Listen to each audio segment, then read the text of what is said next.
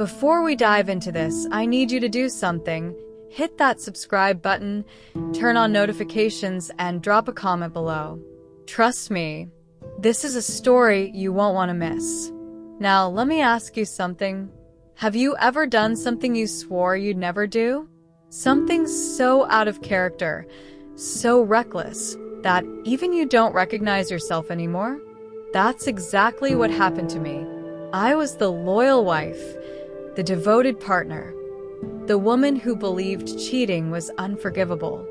And yet, I did the unthinkable. I crossed a line I never imagined crossing. It started small, just harmless conversations at work.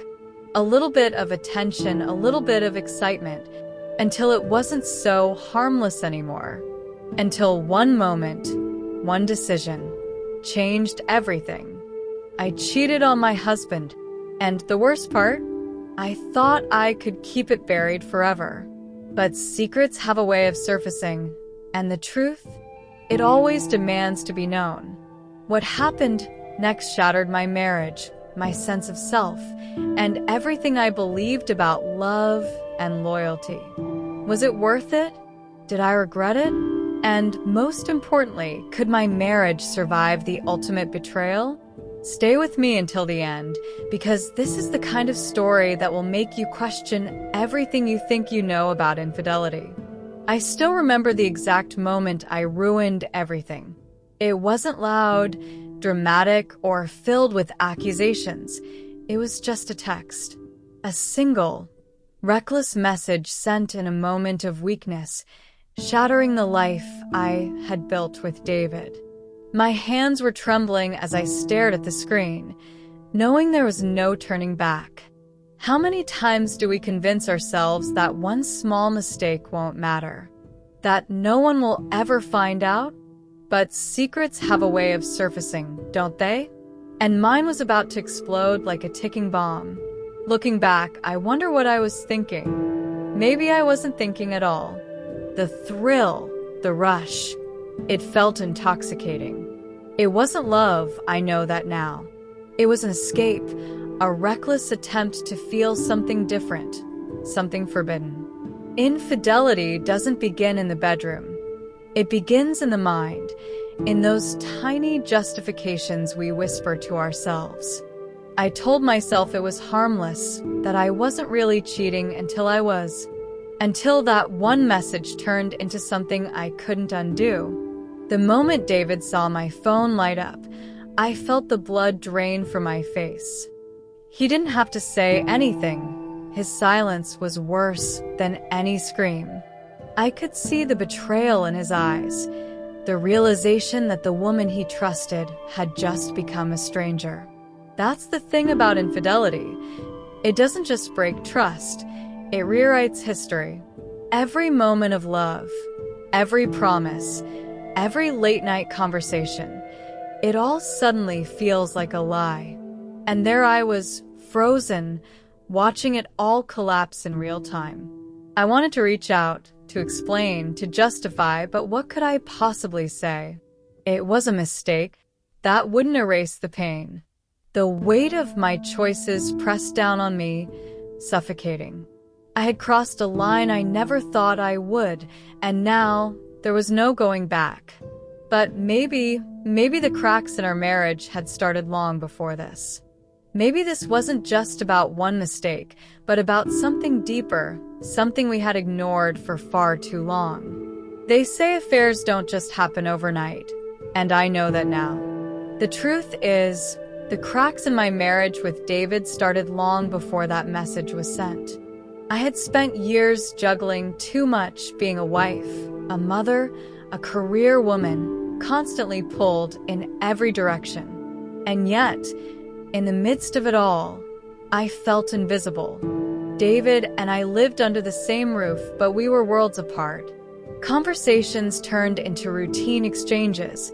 Affection became obligation, and intimacy felt like a distant memory. I convinced myself that this was just how marriages evolved. But deep down, I was starving for something more. I remember nights when I lay in bed beside him, feeling lonelier than if I had been alone. He was there, physically, but emotionally, he had drifted away. I tried to talk to him, to tell him how I felt, but my words never seemed to reach him. He'd nod absent-mindedly, too caught up in work, in stress, in everything but us. And so, little by little, I stopped trying. The silence between us grew thicker, and I began to wonder, was this really love? Or were we just two people sharing a life out of habit? It's funny how, when you feel unseen, the smallest bit of attention can feel like oxygen. That's where it all started, with someone simply noticing me. Liam, my coworker, wasn't just charming. He was present. He asked how my day was and actually listened. He noticed when I was tired, when I was frustrated, when I needed to laugh. And for the first time in years, I felt alive. It was intoxicating, the way he made me feel like I mattered. Like I wasn't just a wife, a mother, or an employee. I was a woman. But that's the danger of emotional neglect. It creates space for someone else to fill. I wasn't looking for an affair. I wasn't planning on cheating. But when your heart is starving, even a drop of attention can feel like a feast. And before I knew it, I had crossed a line in my mind long before I ever did in reality. Looking back, I wonder, was it really about Liam? Or was it about something deeper, something that had been missing in my marriage for far too long?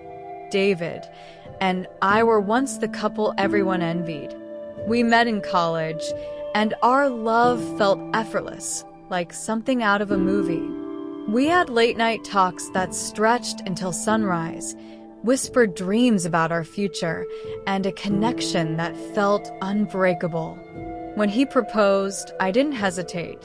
I was convinced that what we had was rare, that no matter what life threw at us, we'd always find our way back to each other.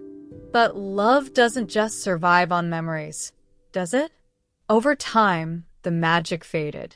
The reality of bills, responsibilities, and exhaustion set in, and somewhere along the way, we stopped choosing. The years passed, and our conversations became predictable. We talked about work, about our son, about what needed to be fixed around the house, but never about us. I don't know when it happened exactly, but one day, I looked at David and realized I didn't know him anymore. Worse, I wasn't sure he knew me either. We were partners in life, but the intimacy, the passion, the spark, it was gone. And then came Liam. Charming, attentive, everything David used to be, but no longer was. He made me feel seen, desired, important. And that feeling, it was intoxicating. At first, I told myself it was harmless. Just a little flirting, a little validation. But those small moments of attention started to feel like a drug, something I craved more than I wanted to admit. Every stolen glance, every inside joke, every lingering touch on my arm sent a rush through me that I hadn't felt in years. I wasn't just a wife or a mother when I was with Liam. I was a woman again. And the worst part? I knew exactly where this road led, but I didn't stop. Because when you've been starving for affection, even a forbidden taste feels like a feast. Looking back, I wonder, was it Liam that tempted me, or was it the version of myself I saw in his eyes? The woman who wasn't exhausted, neglected, or taken for granted.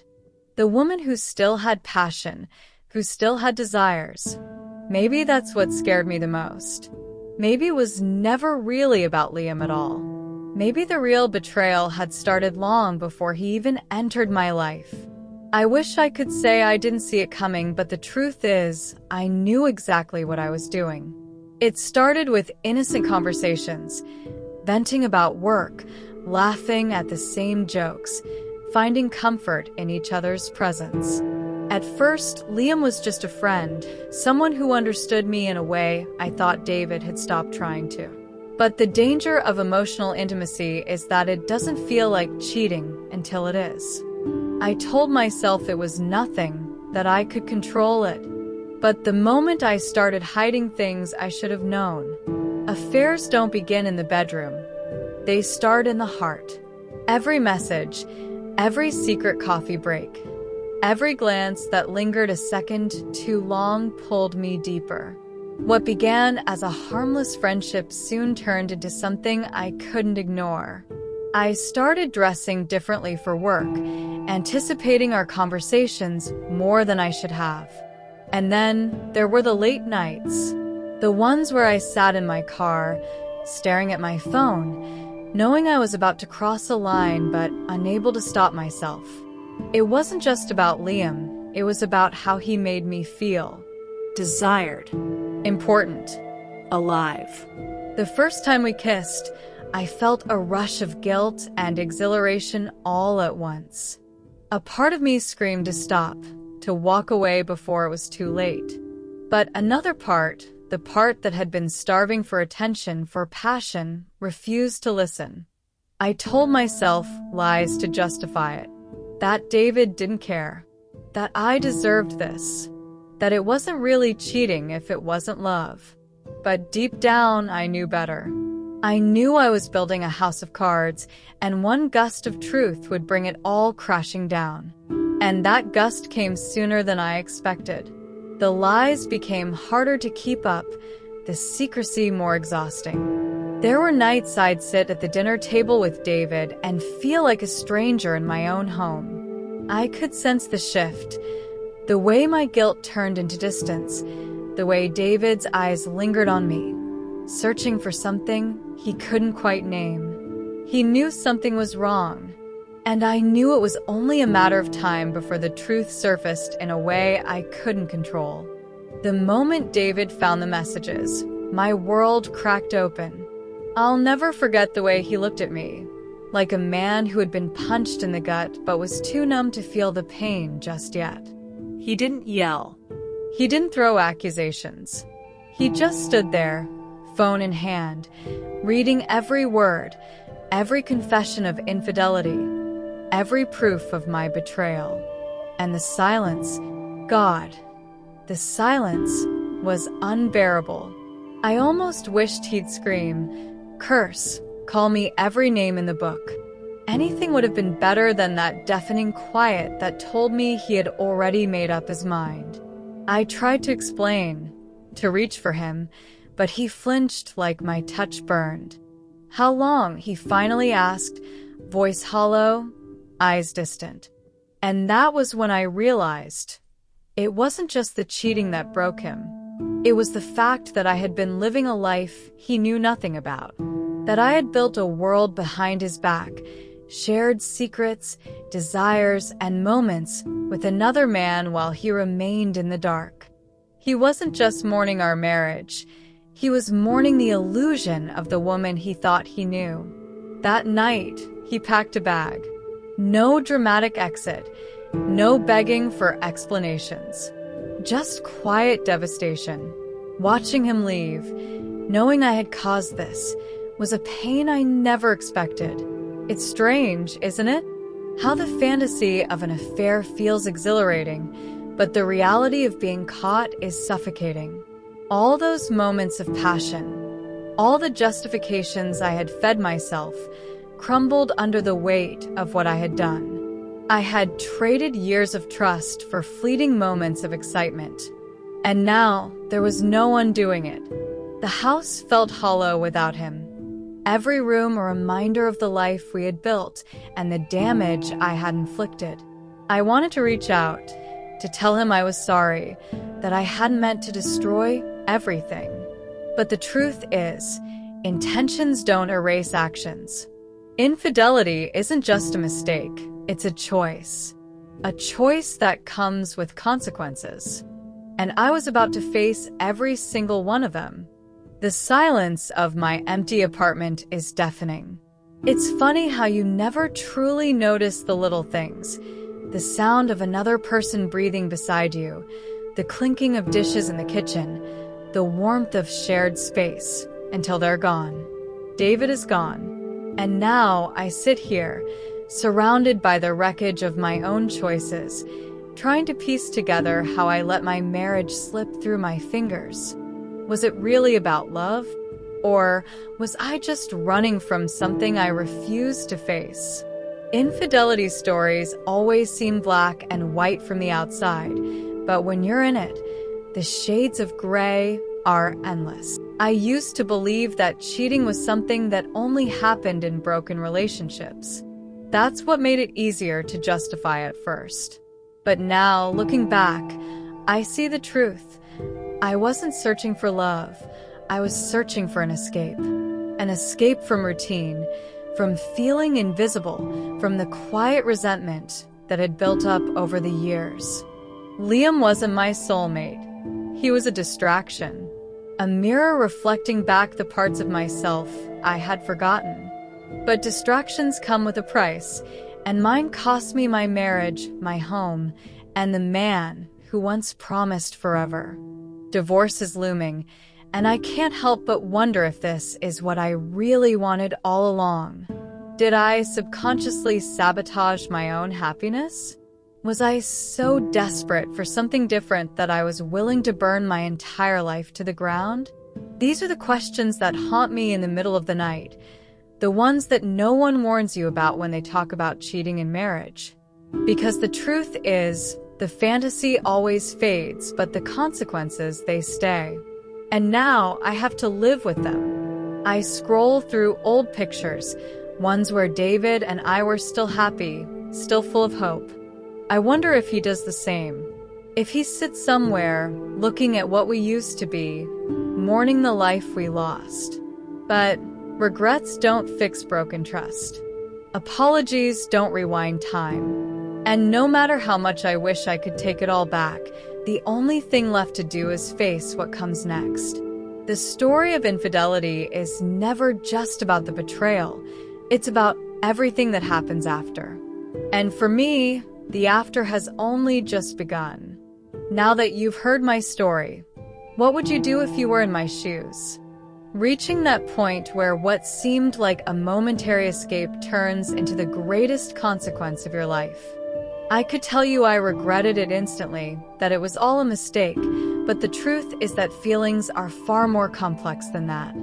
Infidelity is a choice, yes, but it is also the consequence of something much bigger that you might not have even realized until now.